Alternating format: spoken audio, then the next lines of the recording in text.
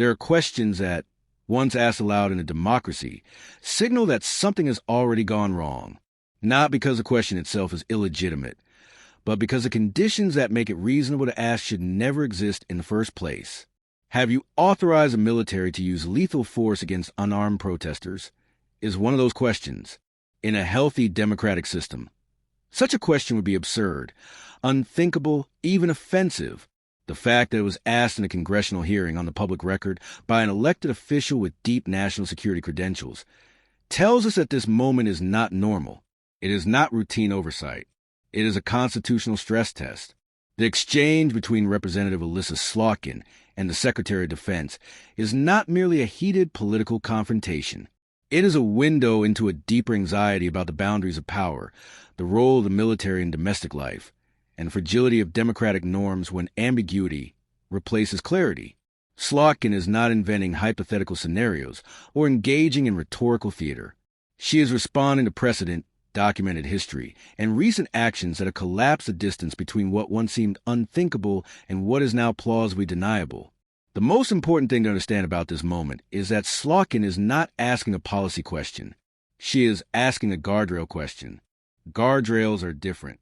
They are not about what leaders plan to do, but about what they are categorically unwilling to do, regardless of circumstance, pressure, or political expediency. Democracy survives not because leaders always make the right decisions, but because there are certain decisions they refuse to make at all. That is why she keeps insisting the issue is not theoretical. Theoretical questions invite speculation. Guardrail questions demand absolutes. They require clear, unequivocal answers because ambiguity itself is a form of power. When it comes to the use of force against civilians, ambiguity is not neutral. It is dangerous. To understand why this exchange matters, we must step back from the personalities involved and look instead at the architecture of American democracy. The United States was founded in explicit rejection of militarized governance. The framers feared standing armies not because they distrusted soldiers, but because they understood history. Across empires and kingdoms, standing armies loyal to centralized authority have been used to suppress dissent, intimidate populations, and enforce political obedience. The American experiment was built on the radical idea that military force would be subordinate, restrained, and deliberately separated from everyday civic life. This separation is not symbolic. It is operational. It is legal. It is cultural. The U.S. military is trained to defeat enemies, not to manage citizens. Its rules of engagement, force posture, and ethical frameworks are designed for battlefields, not city streets.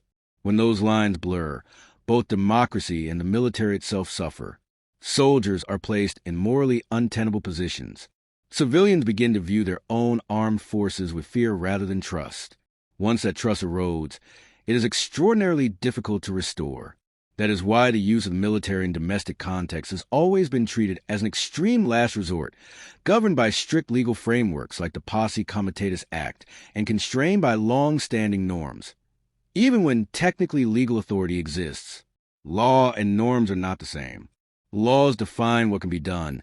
Norms define what should not be done even when it is technically allowed. Slotkin's intervention is rooted in this distinction. When she references the events of 2020, she is not reopening old political wounds. She is pointing to a documented breach attempt, a moment when the norms held only because individuals refused to comply. Former Secretary of Defense Mark Esper has publicly stated that he was asked to deploy active duty troops against unarmed protesters and that the president suggested they be shot in the legs. Esper refused. That refusal has since been framed as evidence that the system worked. But systems that rely on individual courage rather than institutional clarity are fragile. Slotkin is asking the question every democracy must eventually confront. What happens when the next person does not refuse? This is why she rejects the Secretary's attempt to categorize the issue as speculative. It is not speculation when the request has already been made once. It is not theory when troops have already been deployed domestically, without gubernatorial consent, in circumstances that blur the line between protection and suppression. This is not about accusing the current Secretary of Defense of issuing illegal orders. It is about demanding reassurance that certain orders will never be issued at all. The insistence on yes or no answers is deliberate. In matters of lethal force, nuance is not sophistication. It is evasion. A Secretary of Defense should be able to say, without hesitation, no, the U.S. military will not use lethal force against unarmed American protesters. That sentence should not require qualifiers, laughter, or redirection. The inability to say it cleanly is itself a warning sign. Slotkin's frustration escalates not because she is trying to score political points, but because she understands the audience is not just a committee room. It is the country. It is the soldiers watching from bases who need to know the limits of the orders they may one day receive.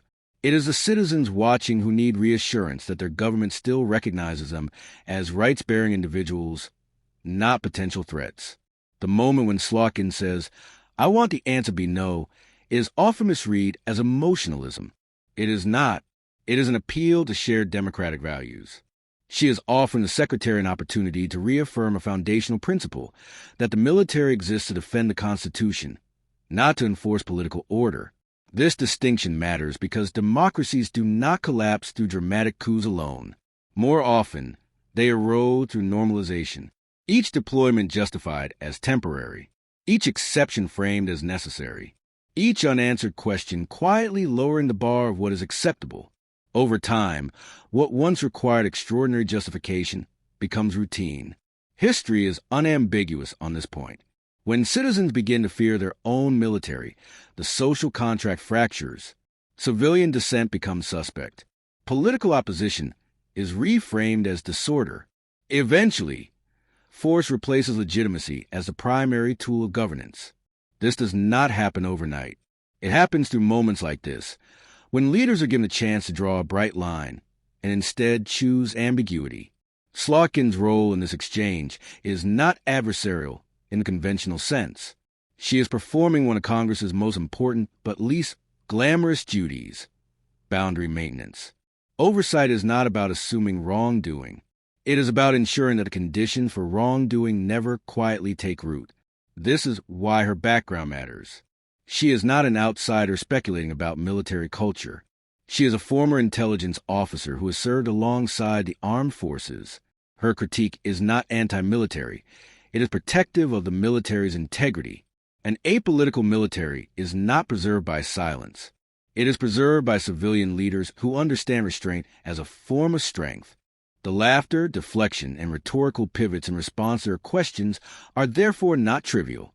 They communicate something even if unintentionally: discomfort with absolutes, a preference for flexibility, a belief that reassurance can be substituted with generalities. In matters of domestic force, that mindset is perilous. At its core, this segment is about the burden of clarity. Power always prefers flexibility. Democracy demands limits. The tension between those two forces is constant, and it is resolved not through trust alone, but through explicit commitments. Saying, "we have plans for everything," is not a commitment. Saying, "this will never happen," is. Slotkin is asking whether those commitments still exist. The reason this question resonates so deeply is because it cuts across ideology.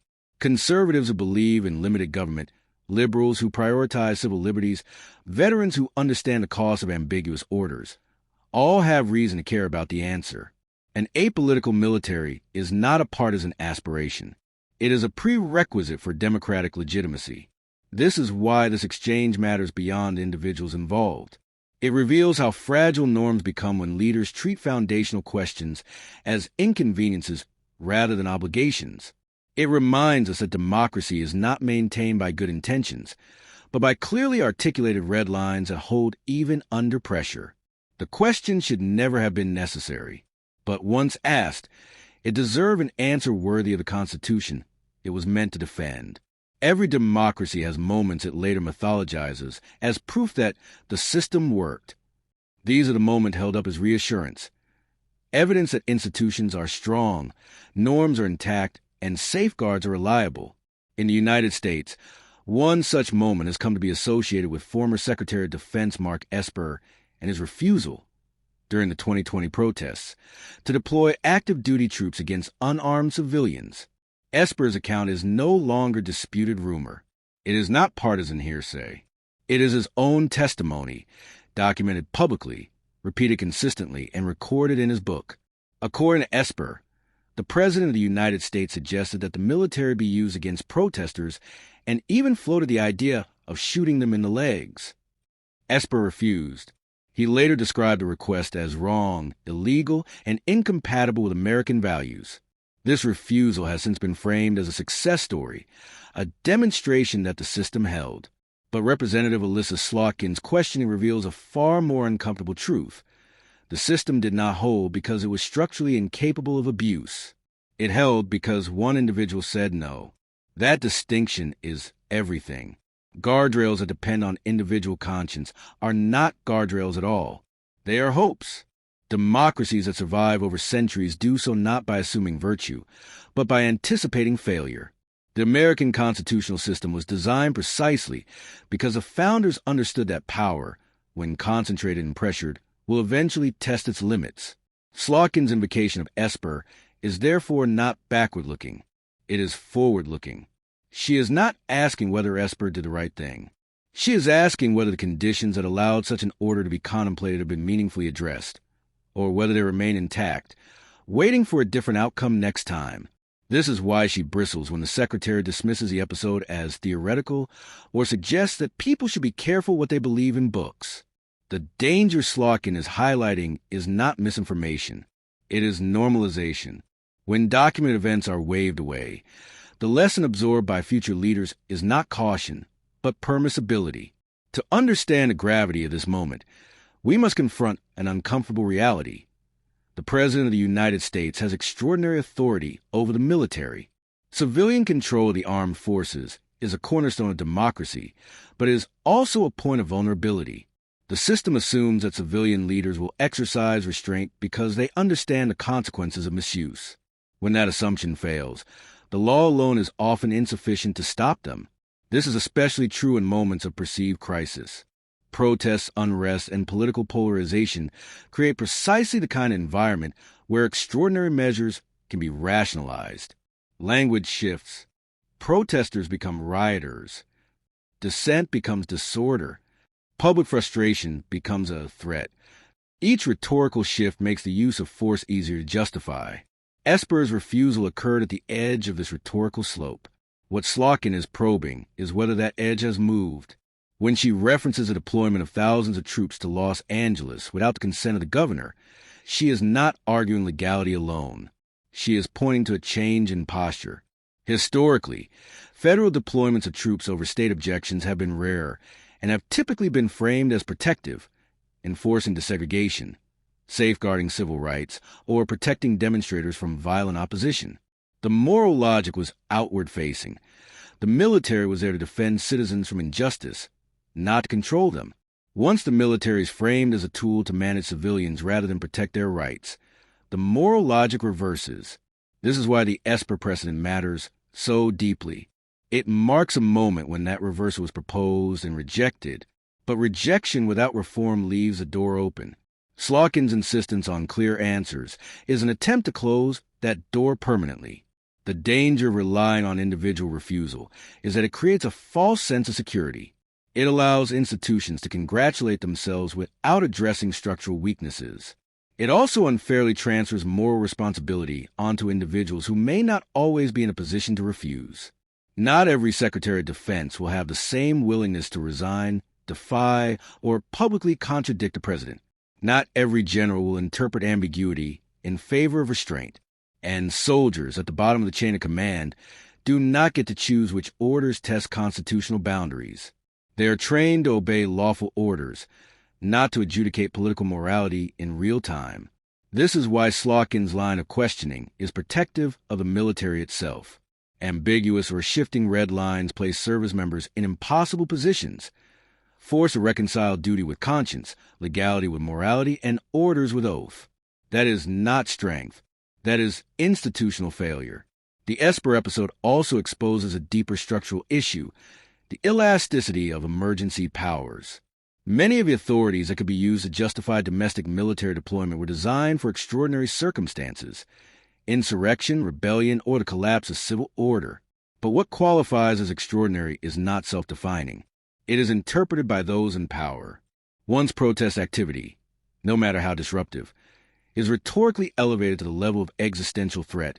Emergency logic follows naturally. This is how democracies slide, not sprint toward repression. The danger is not one dramatic order, but the gradual lowering of the threshold for invoking force. Slotkin understands this dynamic, which is why she refuses to accept reassurances framed in generalities.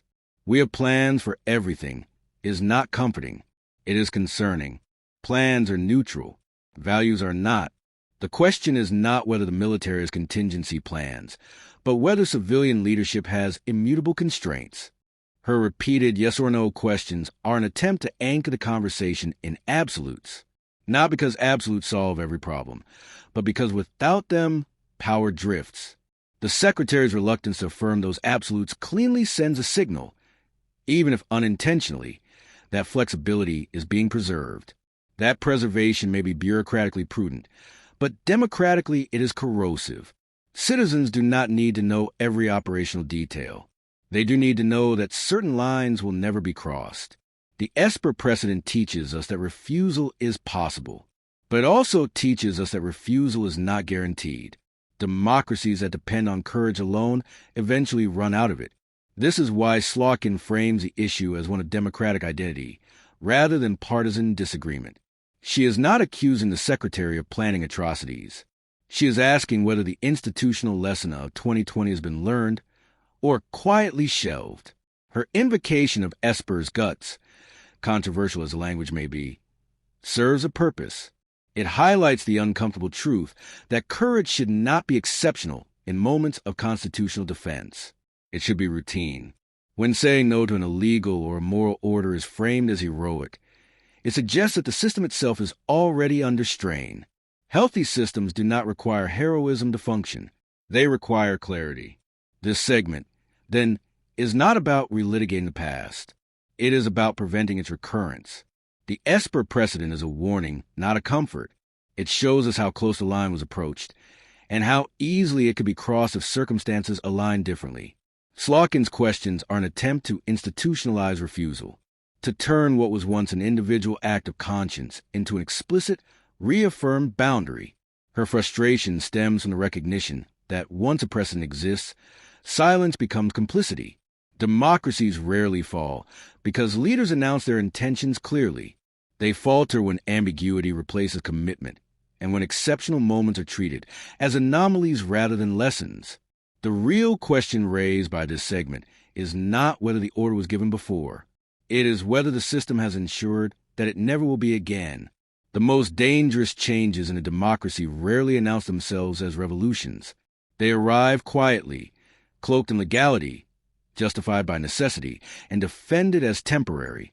What makes them dangerous is not that they are unlawful, but that they slowly recalibrate what citizens, leaders, and institutions come to accept as normal. Domestic deployment of military forces is one of those changes. When Representative Elissa Slotkin points out that thousands of troops were deployed to Los Angeles against the wishes of the governor, she is not merely citing a historical anomaly. She is highlighting a shift in democratic muscle memory. The United States has legal mechanisms that allow the federal government to deploy troops domestically. The existence of those mechanisms has never been the primary safeguard. The safeguard has always been restraint. Restraint is not passive. It is an active decision not to use available power. Historically, when the federal government has overridden state objections to deploy troops, it has done so in moments that expanded rights rather than constrained them. Federal troops were sent to enforce desegregation in the South, to protect black students entering hostile schools, and to uphold constitutional guarantees when state authorities refused.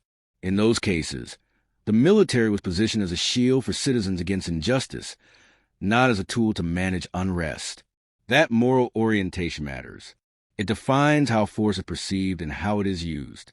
The Los Angeles deployment represents a different posture. Even if the stated mission is force protection or support, the optics and implications are unavoidable. Armed troops in American streets send a message, not just to those engaged in violence, but to everyone. The message is not operational. It is psychological. It signals that the state views the situation through a security lens rather than a civic one. This shift is subtle but profound. Democracies depend on the distinction between law enforcement and military force. Police are trained to operate among civilians, with graduated responses, accountability mechanisms, and a legal framework built around civil rights. The military is trained to dominate adversaries, not negotiate compliance. Even when soldiers are given restrictive rules of engagement, their presence carries an implicit escalation. Slotkin's concern is not that the military lacks discipline. It is that discipline alone cannot compensate for a mismatch between mission and institution. Once troops are deployed domestically, the question is no longer whether force will be used, but under what circumstances and with what justification. Each deployment becomes a precedent. Each precedent lowers the psychological and political barrier to the next one. Over time, what was once extraordinary becomes routine. This is how normalization works. Normalization does not require bad intent. It thrives on familiarity. The first deployment shocks. The second is debated. The third barely registers. Eventually, the presence of troops becomes background noise, another tool available to executive authority when civilian unrest becomes politically inconvenient. Slotkin's insistence on framing this moment as historically rare is a deliberate attempt to interrupt that process. She is reminding both her colleagues and the public that rarity is a safeguard. Once rarity is lost, so is resistance.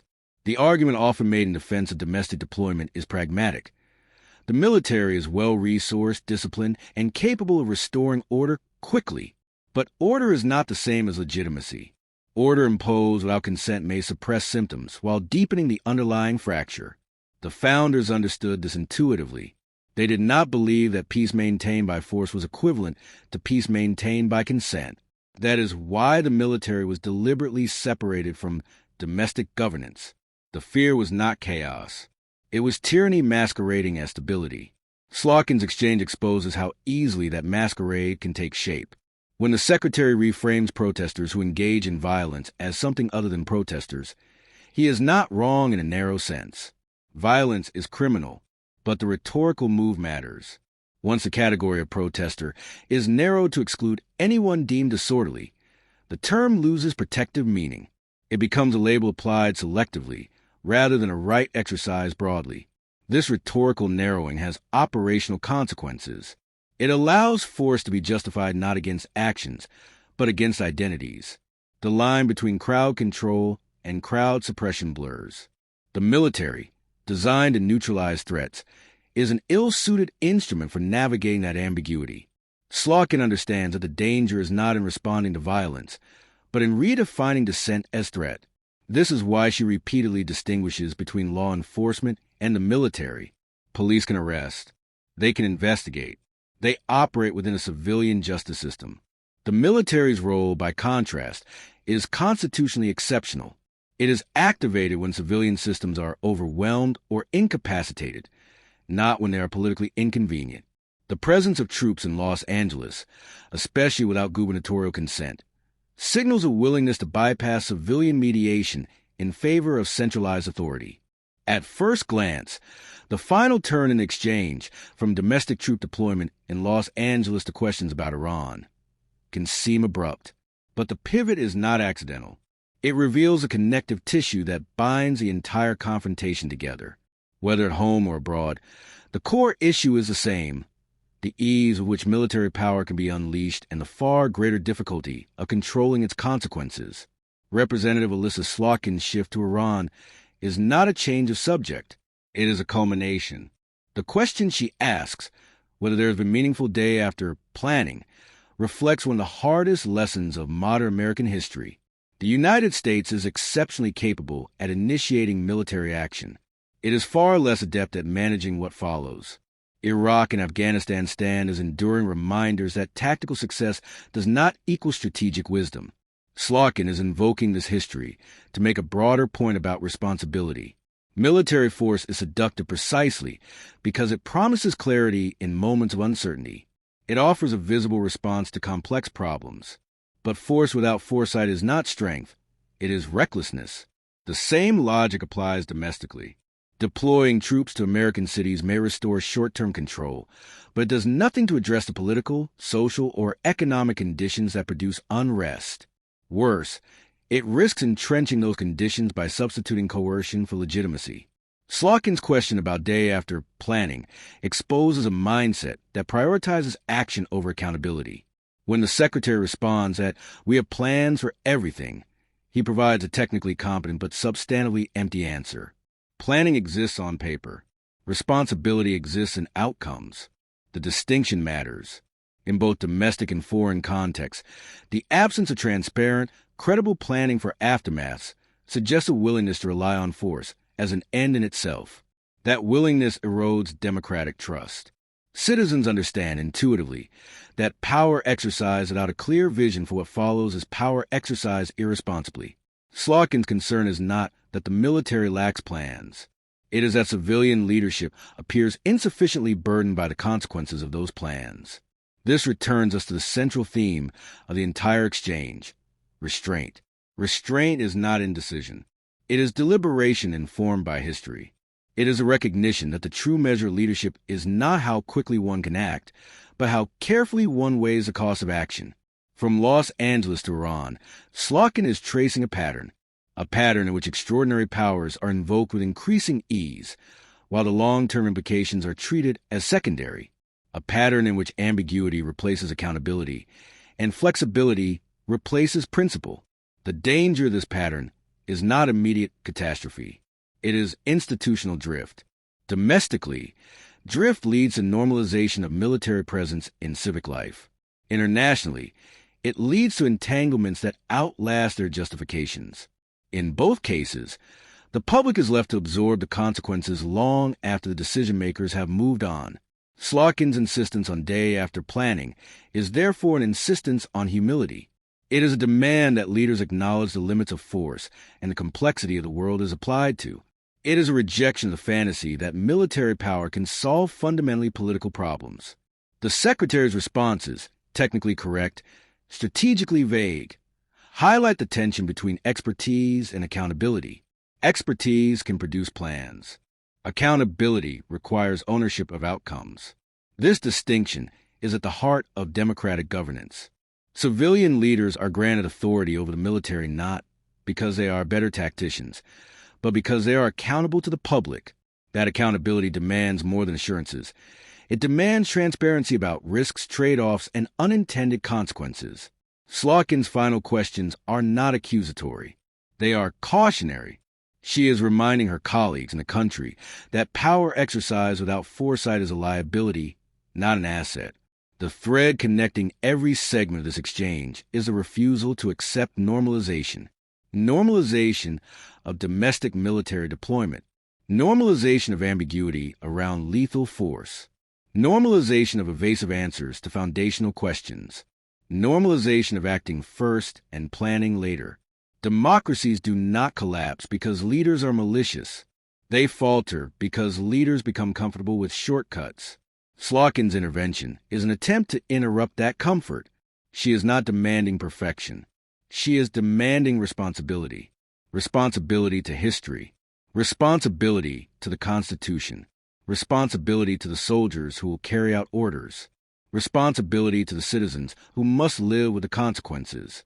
The closing lesson of this segment is stark but essential. Military power is not a substitute for democratic legitimacy. It cannot repair trust. It cannot resolve political division. It can only impose order temporarily and at great cost. A democracy that relies on force to manage dissent at home or abroad is a democracy that has lost confidence in itself. Slotkin's questions, taken together, are a warning, not about any single policy or individual, but about a trajectory in which clarity is avoided. Restraint is sidelined, and power is treated as proof of strength rather than a responsibility to be managed.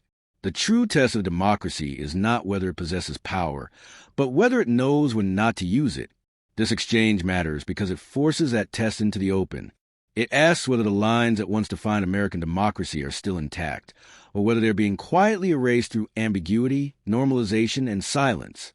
The answer to that question will not be found in any single hearing. It will be found in whether citizens continue to demand clarity, insist on restraint, and refuse to accept non-answers when the stakes are nothing less than the character of the republic itself.